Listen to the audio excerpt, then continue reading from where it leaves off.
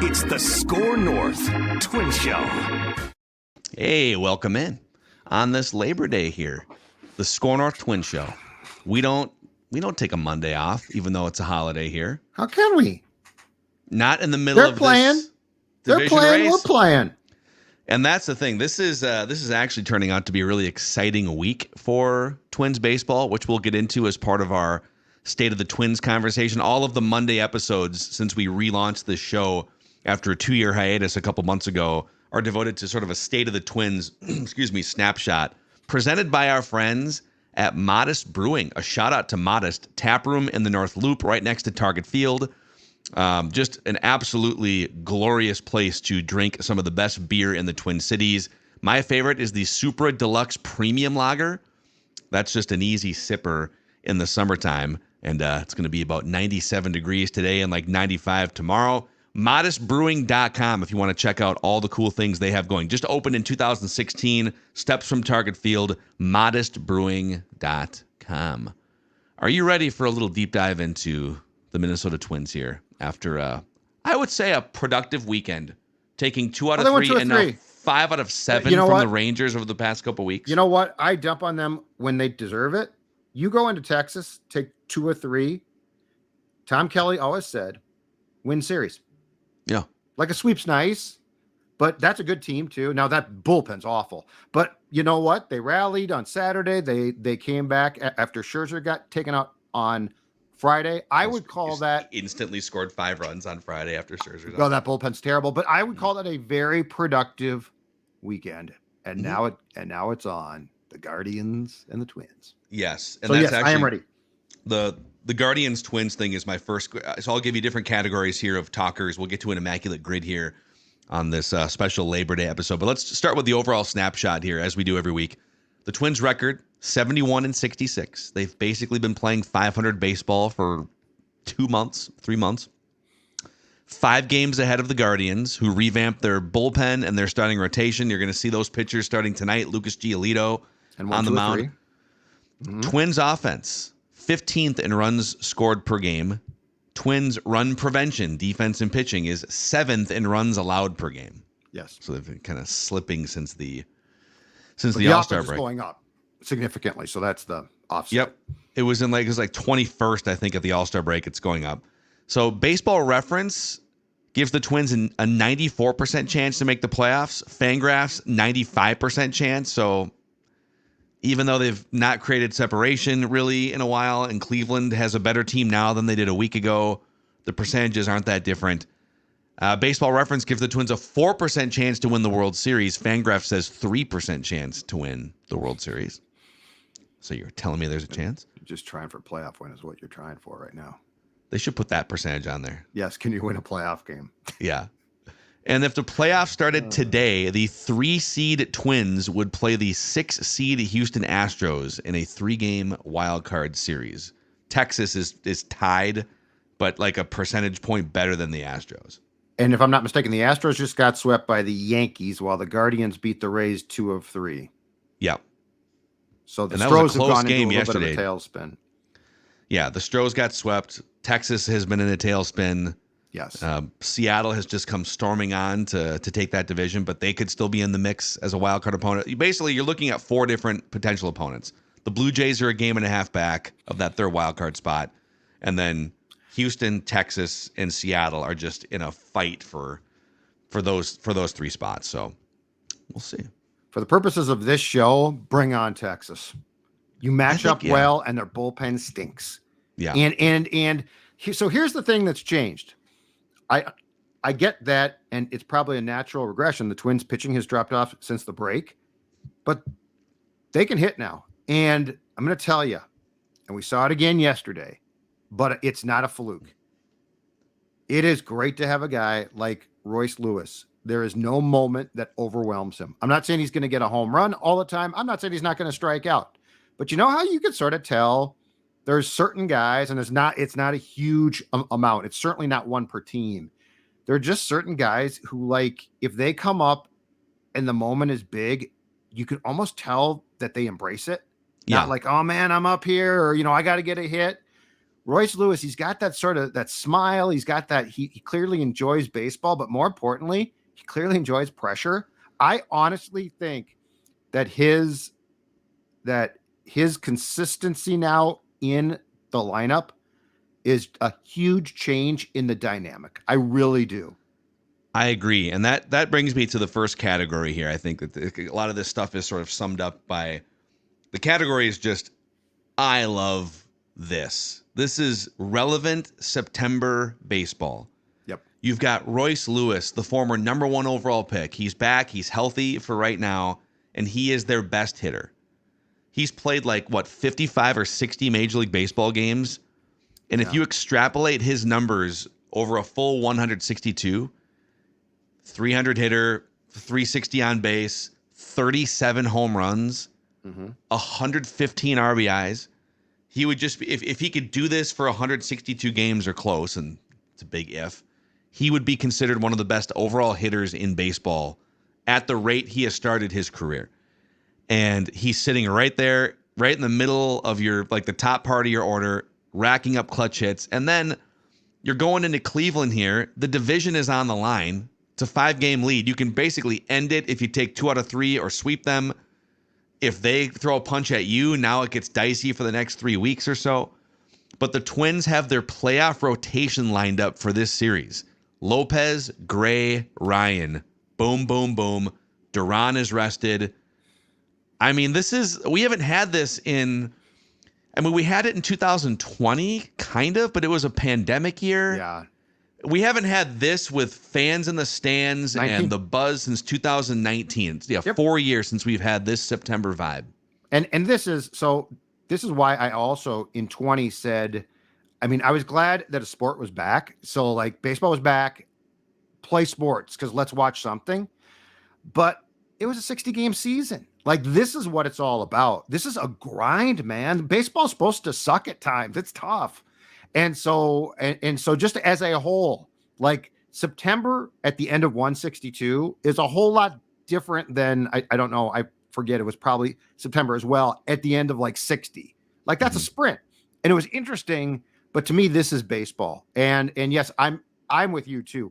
I think it's very clear that the rotation is now some form of Gray, Lopez, Ryan. Maeda in the bullpen. That was gutsy. His effort on Sunday was impressive because he was really shaky in the first, and he bounced back, which was you know what he did. What did he do? He battled his tail off. He did battle his tail off, and that was good. But I think it's becoming abundantly clear, unless he falls off the table again, that Joe Ryan is the third guy. I agree. I think if we can take out the 5 weeks where he pretended like he wasn't hurt and gave up a bajillion home runs. Yeah. The Joe Ryan that we saw for the first couple months, the Joe Ryan that we've seen prior to this year, that's the Joe Ryan that we've seen since the injury too. So if he gives you some more starts like that, I don't think there's even a question who the right pitcher is. Not only would he be the better pitcher over Maeda to take that start, Maeda's the better bullpen option between those two guys anyways, because he's pitched 25 times out of the bullpen in the playoffs, World Series with a lot of success. So I'd rather convert Maeda to a role that he has thrived in previously with the Dodgers and let Joe Ryan take what could be I guess it would be a season on the line game 3 because the series would be tied 1 game apiece. So all hands on deck, Phil Mackey. That's what we call that. Yes. All hands on deck. Do you, along the pitching note here, so breaking news just before we started recording this on Monday, Louis Varland has been called up to the Twins for Cole Sands, who just threw 50 pitches or 55 pitches or something. So they're not going to use him anyways. So Varland, I think, had the 1 appearance out of the bullpen a couple days ago. But that was it. It was 4 innings, 1 run. It went fine. Heaters though. But his average fastball was 3 miles an hour above where he was as a starter. He was sitting at 94 as a starter average. He was averaging 97 out of the bullpen and then topped out at 100 miles an hour. Mm-hmm. I thought they were going to let him maybe do it 2 or 3 times in St. Paul, but they're in need of some big arms. The season's on the line against the Guardians here. So are you a little more optimistic about what their bullpen could be if Maeda's part of it and if this Louis Varland experiment? goes well the next couple weeks. Well, yeah, and I don't think that at this point in time, with the playoffs approaching, I don't think that they have a choice too. I think that they're doing exactly what they have to do. I don't think that there's look, I mean, Baldelli used, if I'm not mistaken, on Saturday and got criticized for it, and I get why, but he used 8 pitchers out of the bullpen. And the thing about that though was, again, I want to win 2 or 3 there. So if you want 2 or 3 there, I guess I'm not going to be as hard on Rocco for going to his bullpen as much as he did, despite the fact that some guys came in and threw probably 10 pitches or something like that. So, but yes, I think that this is your option. Now, what's sort of hypocritical to me, though, on the flip side of this, is that I think ideally Varland stays in St. Paul and comes out of the bullpen for, at least a week. And they're not doing that because of the urgency. So here's my question. Alex Kirilloff has gotten hot in St. Paul. He's starting to hit for power again. And when Alex Kirilloff can hit, he belongs one place. And I'm going to tell you right now, that's the big leagues, okay? And they're like, no, we're still going to let this marinate. We're still going to let this. I mean, who exactly do you think that you're beholden to say, okay, Alex Kirilloff, we're going to be patient there. And unless they know there's something wrong that we don't know. But like the Varland thing, I totally get. But I also think that if Alex Kirilloff is starting to hit in St. Paul, you did this with Wallner. Yeah. Like at some point, just get him up here and allow him. I mean, it's not like he's never been here before. Well, so yeah, to paraphrase, because Rocco was asked about that, and he said, and I'm paraphrasing, that we have no current plans to travel Kirilloff for the Guardian series, that we need to see him be able to show that he can play on an everyday basis, and that's not going to happen over 3 or 4 games or a couple games. Does he need to? What do you mean he needs to prove what? It's the season's on the line right now, and that actually brings me to my next category here for you, which is it's just time to say goodbye to Joey Gallo. Dude, Phil Miller from the Star Tribune had this nugget on Twitter the other day. Joey Gallo interrupted an epic second half slump, 6 for 51, with a 4 for 4 game on August 12th. Since then, the drought has gotten unreal. 1 for 25 with 16 strikeouts. The lone hit was a grounder up the middle on August 16th. That's the only time Gallo has hit a ball out of the infield in 3 weeks. You're going to Cleveland. And they keep putting him in the lineup. I mean, I think he started 2 of the games against Texas, and then he came off the bench for one of the other ones. So your options are keep running Gallo's lifeless baseball carcass out there in the biggest series of the season, or stash him on the bench as a non-factor who can't hit a ball in the infield. Yeah. Or you can call Kirilloff up a little bit prematurely, but dude, if he's healthy enough to play 3 or 4 games in St. Paul and mash a little bit, I just call him up, and he doesn't have to play every day, but can he get in the lineup twice in this series or something? So what is continuing to play him in St. Paul going to do that like Gallo can't do? Like if it's like, well, Gallo's been playing, and okay, to your point, he's been awful. Alex Kirilloff can fall out of bed on Christmas Day and hit. Like that's a gift. So I don't get what we're worried about, I guess. Right, but my problem is, or what I don't understand is the juxtaposition here. The Varland thing I actually like. Okay. He came out of the bullpen once. Ideally, it's more, but you know what? He came out and heated it up, and I like that. Yep. And so you've called him up for this series. What is Joey Gallo doing in Cleveland and Alex Kirilloff in St. Paul then? Like if you're thinking clearly enough to make the Varland move, it's like Gallo's got pictures of someone. I don't know what it is. It's a bizarre circumstance. Also, Cleveland, I believe, is starting 3 right-handed pitchers in this series, which would be great for Alex Kirilloff to come in and start 2 of the games. I think we just agree on this. Like, it just doesn't make sense. There's also, in terms of some of the other parts of the roster here, and maybe why Joey Gallo isn't going to be booted off the roster quite yet. So Michael A. Taylor hits the injured list with a hamstring problem. That sounds tenuous.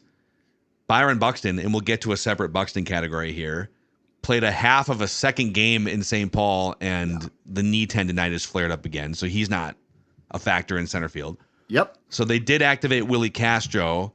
So right now, your center field options on the roster are Willie Castro, Andrew Stevenson, who's kind of He's been the best hitter in St. Paul, more of a quad A player, not a guy. Yeah, he's like 30 years old. He's not a guy that you're going to lean on in a pennant chase here, I don't think, to start in center field. But he is an option to spot start. And then Joey Gallo has some center field experience. I would also tell Max Kepler, dude, we got Buxton's knees flaring up. Yeah. Michael Taylor's hamstrings flaring up. Joey Gallo literally can't hit a ball in the infield. Just get ready in center field. I know you don't like to play center field, but we may need you in center field. So I would tell him that. So, but these problems are probably some of the reason why they do keep Joey Gallo on the team for now, I guess. But I don't know, man. I still don't get it. Like, look, they tried, okay? They really tried. They really, really gave it a shot. We know you tried. He's still here. Yeah. It just didn't work. And he is a counterproductive member of a lineup that is actually started to hit pretty well, but still cannot afford counterproductive at bats. Yep. Okay, another thing too. How many times, I think it's happened twice in the last week, where they will pinch run Joey Gallo for Ed Julian. Have you seen this a couple times? Yeah. Or they'll pinch run him for anybody.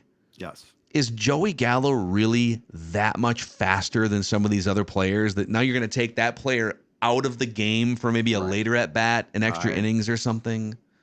He already made one dumb base running mistake, got thrown out a week ago, right? And that was as the Manfred man in the 10th or 11th of that game for Vasquez, which made sense. Yeah. Like Vasquez has a piano on his back. So I totally got that one.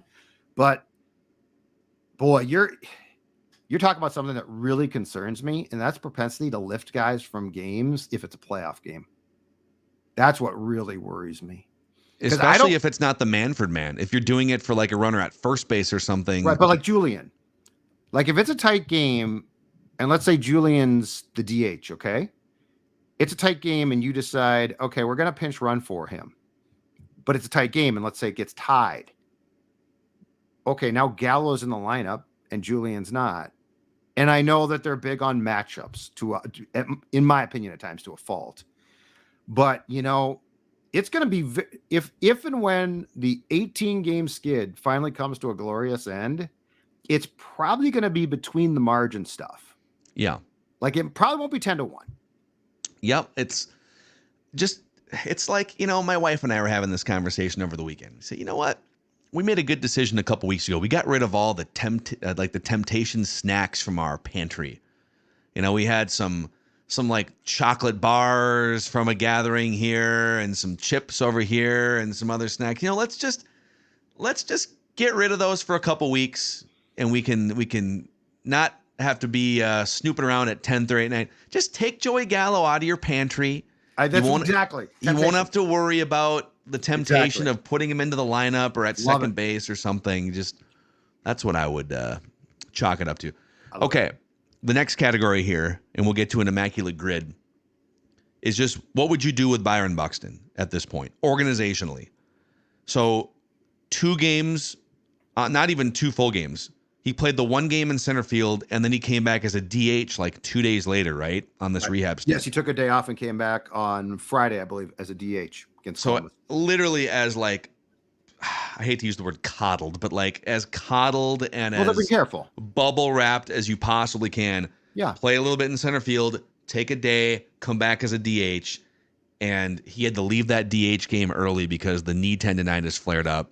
And Rocco was asked about it in Texas, and he's saying, this isn't really a surprise. The tendonitis does flare up. It's a thing with him.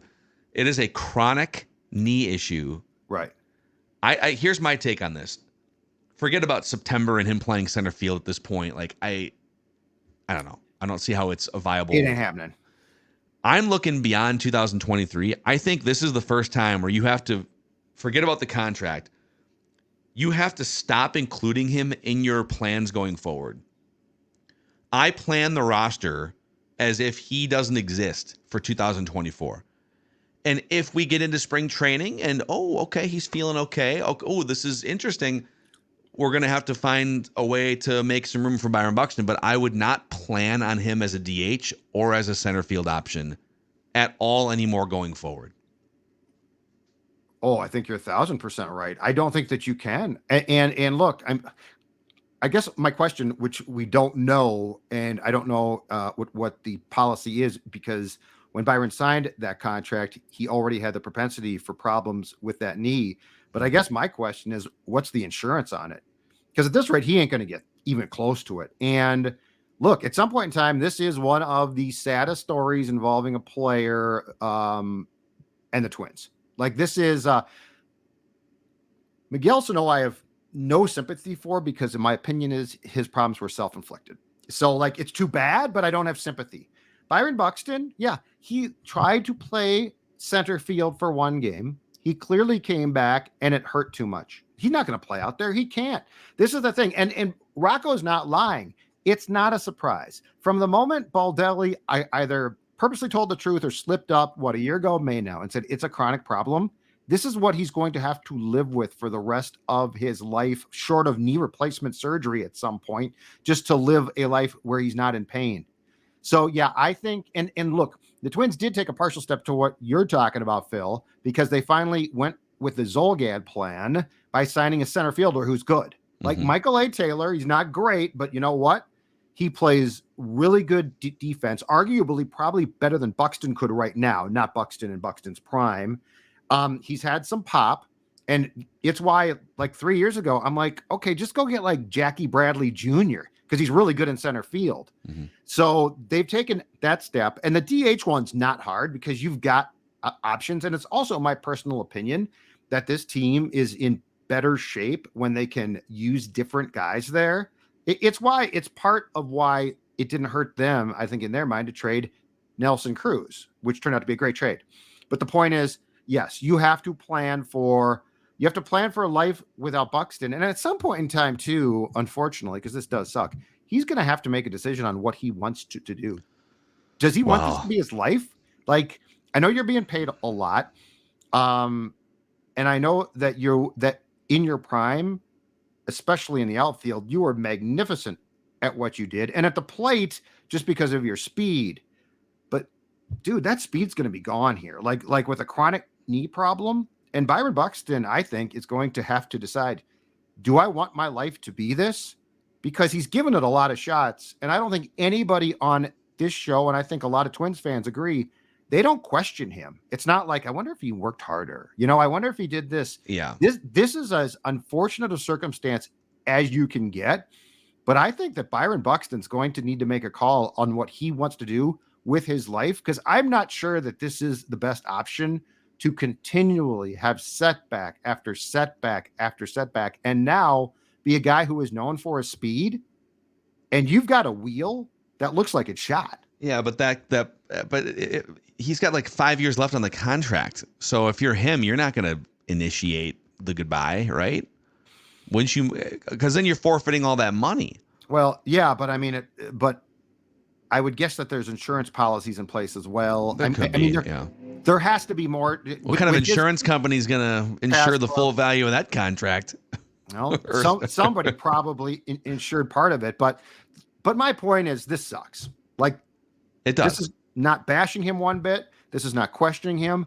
This just flat out, as a fan, it ticks me off, because we are, at the end of the day, we're going to be robbed of seeing a guy who should have had a career that was a hell of a lot of fun to watch. Yeah, no, it is, and it's frustrating for fans too, because I know a lot of people just they continue to sort of rip on him for being, made out of glass or whatever it is. I mean, it's not his fault. He's actually really tough. He just has chronic knee problems. Joe Mauer was the same way. Joe Mauer had back issues and other issues and knee and stuff, and it's not like a pain tolerance thing with him. I think he just has more pain and more problems than most baseball players do. And it's just time for the Twins to draw a line here and say, okay, we're moving forward with what we have. If that means we have to go find another center fielder at some point, I hate the idea of Royce Lewis playing center field. At some point, you're going to have to make room for Brooks Lee, and he's a shortstop or second baseman. I think Patrick alluded to the fact that there is a plan to possibly transition Royce this winter. God, he's just he's so comfortable right now at third, and if third base is a better place to keep him healthy than center field, I love him at third. I don't know, man. So, all right, before we get to the Immaculate Grid Challenge here, let's shout out a couple of our friends, starting with our friends over at Nutrisource. Nutrisource is the official pet food, the official dog food of the Score North Twin Show and of Purple Daily across the board here. Here's a slow motion video of our dog, Maya Mackey, excitedly waiting for a gigantic scoop of Nutrisource. I know that Stella also gets very excited when it comes to Nutrisource. Oh, absolutely. In fact, I think it was 6:30 this morning. She's like, "Get out of bed and get me my food because it's so good." And I said, "Of course I will." You know what? Because I know that not only do you love your Nutrisource food, and as you can see right there, training rewards treats, but I also know that it's good for you. It's going to make you healthy and happy. If you love your dog as much as Mackey, Judd, and Declan do, then Nutrisource is the food that you need to go get. NutrisourcePetFoods.com, NutrisourcePetFoods.com to find a location near you. Also, a quick thank you to Summit Orthopedics. So, speaking of pain, whether it's ankles, back, feet, knees, whatever it is, neck, Summit Orthopedics can help you out. And they offer same-day appointments with no referrals necessary. If you're really hurting, 8 a.m. is when the orthopedic urgent care opens up 7 days a week. 25 locations across the Twin Cities and greater Minnesota. Learn more at summitortho.com. That's summitortho.com. Also, after the Guardians are done hosting the Twins have a bunch of home games on the horizon, and you can still get tickets.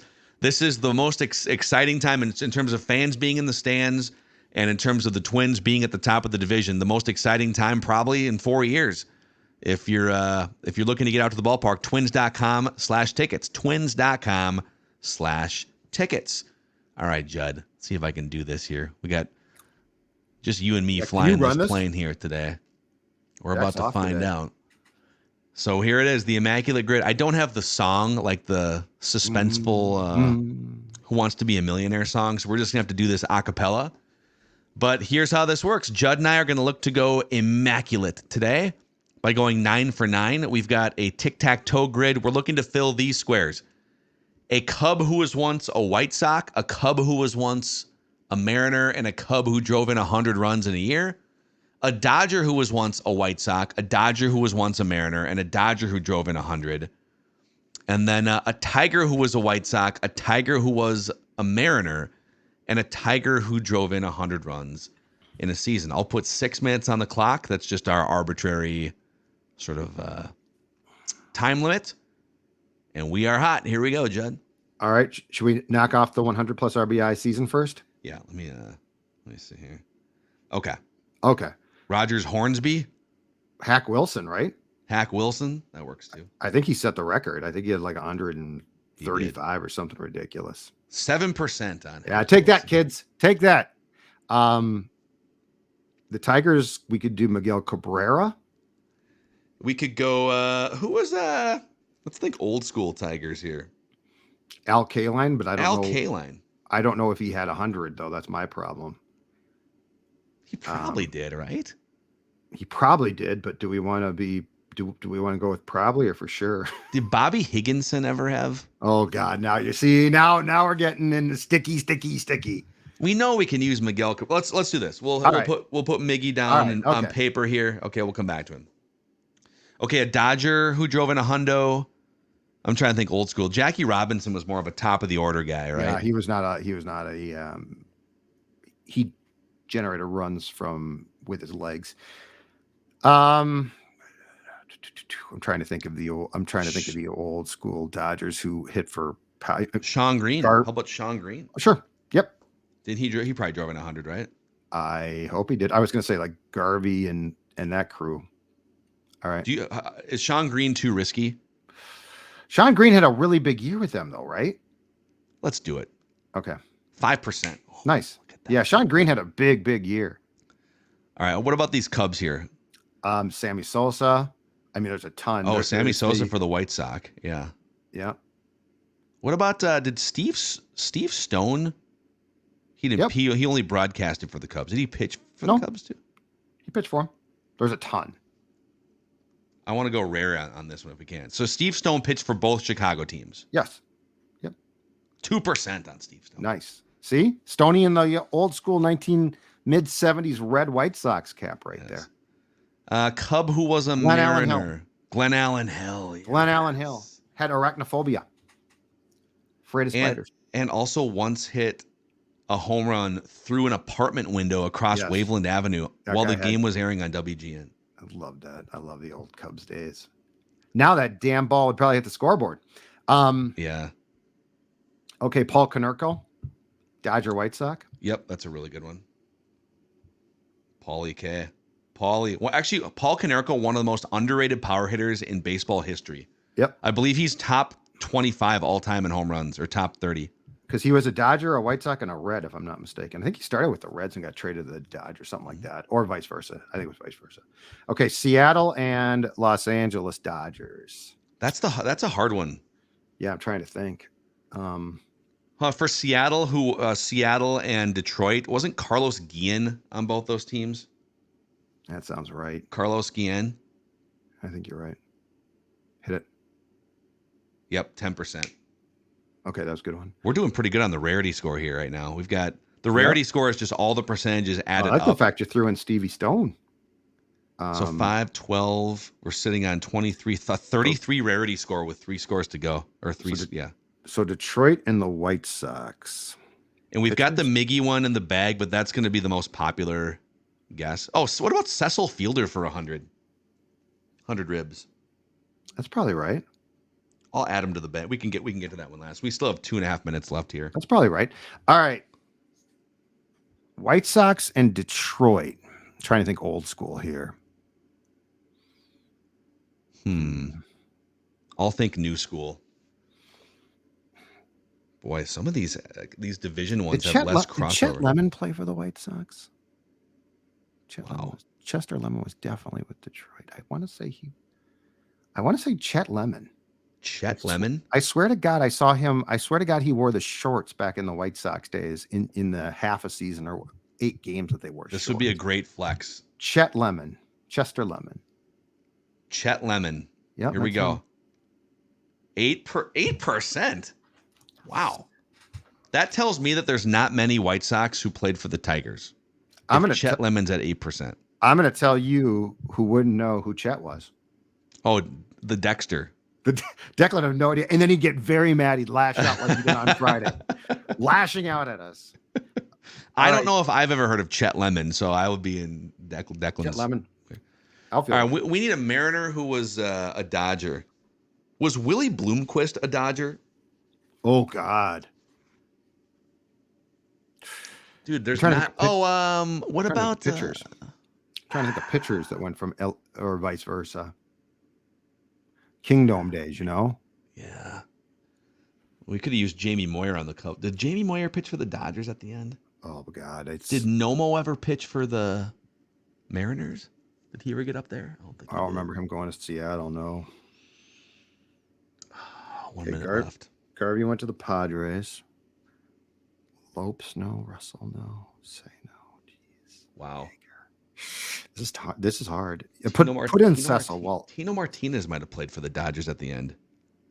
Should put in Cecil Fielder for this one. Yeah. Just put in Cecil. That's for sure. I'm sure you're right about that one. 11%. Okay. This is a tough one. This is rock solid. 11% is our highest score, by the way. Okay. Outfielders. Ken Griffey. Mike Cameron never played. Ken Griffey Sr. played for Seattle, but I don't think he ever played for the Dodgers. Played in the All-Star game in '80 there. Jose Cruz. Jay Buhner. You've heard of Jay Buhner, right? Jose Cruz. Dodgers, come on. Mondesi never played for the Mariners. Steve Yeager. So Kyle Seager and Corey Seager, but they didn't play together on these teams. No, they didn't. Wow, dude. All right, well, we got to make a guess here. Can you think of any bullpen slappies? Edwin Jackson. I don't think this is an Edwin Jackson. Okay. We might have to guess him though. Unless you have something else, I'm going to guess Edwin. What's Bloomquist? We could try Willie Bloomquist. I know he played for the Mariners. Should we try him? Well, I can't. I'm just blanking on this one. Me too. Oh, man. I'm just blanking totally on this one. I mean, it can't be. Come on. Olerud. Steve Sachs? No. Was Steve Sachs a Mariner at the end? He was a No. Yankee. He was a White Sox at the end. Holy cow. Mike Marshall. Oh, what about Jamie Carroll? Did he play for the Mariners? Oh, my God. That's interesting. He played for the Dodgers, didn't he? All right, I'm going to guess Willie Bloomquist. Oh, It's wait. Oh, Did Beltre ever go to Seattle? Oh, there you go. Beltre. Yeah. Adrian Beltre. Adrian Beltre. There All it is. For 34%. Yes! All right. Oh, all look at right. that Wow. score. Wow. Nice work. And Beltre kind of ruined it. Beltre kind of ruined it. But, I mean, come on. We'll take it. That's a great one. Yeah, Beltre, 34%. Look at these. He's probably the most popular one, right? I'll show the summary for you. All right. You can see 84 rarity score is pretty good. The hardest one was actually the Mariners and Tigers square at 46%. Beltre was the most popular. Here's the most popular for the square. Sammy Sosa, Jamie Moyer, Sammy Sosa, Lance Lynn for White Sox. Oh, that Dodgers. Maglio Ordonez. Oh, Mags. Fernando Rodney. Mags is a good one. Yeah, Cabrera would have hurt us. Cody Bellinger and Miguel Cabrera right there. So, hey, it's a pretty good job. That's a lot of rarity That's a lot of rarity right there, dude. Not bad. All right, that's a wrap on this Labor Day edition of the Score North Twins Show, where we just want the Twins to win a damn playoff game, Judd, at some point for the first time in almost 20 years. Got that right. Excited for this series against the Guardians, and we will probably talk to you again tomorrow here on the show.